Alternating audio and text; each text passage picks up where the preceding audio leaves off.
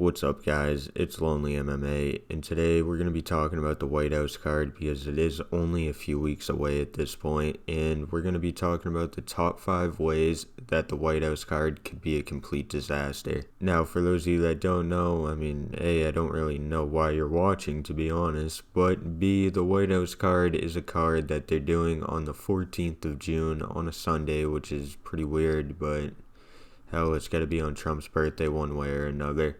But they're doing this event outside, and it's taking place on the White House lawn. And I do just want to say, I'm not doing your run-of-the-mill shit here. I'm not saying, oh my god, what if lightning starts to come down during the fights? What are they going to do? I'm going real deep and going to make you guys really think.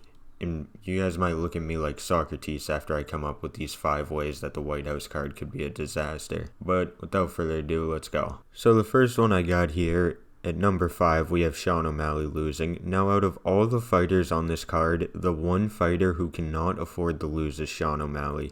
Because not only is he going up against one of America's biggest rivals and a Canadian, he's also the one American that's really expected to win. Like, for example, Michael Chandler, I think my boy's got it, but I would not be surprised if he does get slimed out. Then you have Steve Garcia. I feel like just not really a lot of people care about that fight.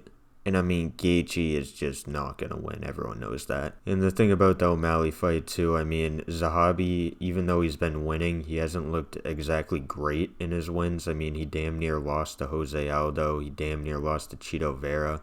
He has a lot of close fights with dudes I think that O'Malley would completely school. So if he did end up beating O'Malley, it would just be a horrible look, and there's a chance that no American fighting against another nationality would win. This one does actually bring us into number 4, though, because at number 4 we have Gaethje actually making it to fight night. Because we are all hoping Gaethje has a bad weight cut. He gets sick, but not sick enough to the point where he's actually injured or something like that. Just sick enough to the point where he has to pull out of the fight.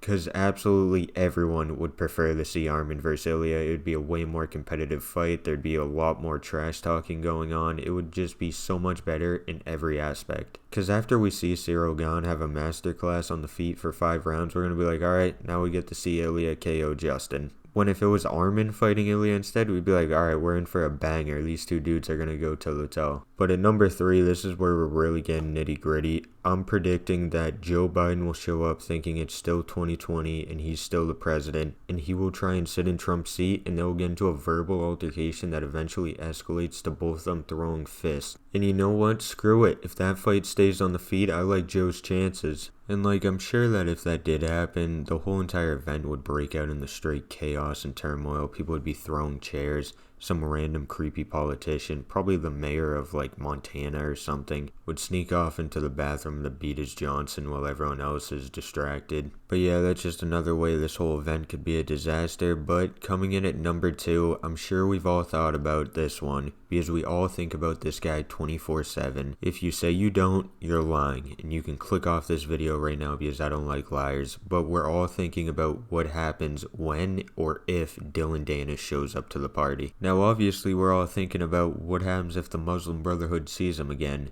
But if I had to take a wild guess, I would say that the Muslim Brotherhood will not be on the White House lawn the night of Sunday, the 14th of June. Call me crazy, I know, because why on earth would the Muslim Brotherhood not be attending this event? I don't know, but you can come up with your own tinfoil hat theory. But the real thing to be concerned about here is what happens when Dana White locks eyes with Dylan Danis. I can almost guarantee he'll hit him with a, I told you not to come back, now you're gonna pay big time, Buster. And then Dana's gonna swing on him, completely whiff. Dylan Danis is gonna shoot the takedown, get the back real quick, and choke Dana White out cold. And while all of this is going on, Dana White's boyfriend, Hunter Campbell, will be nowhere to be found because he's too busy in the Oval Office on the phone with Aljamain Sterling, trying to convince him to take a fight at middleweight against some unranked prospect who's never lost and has won all of his fights by finish.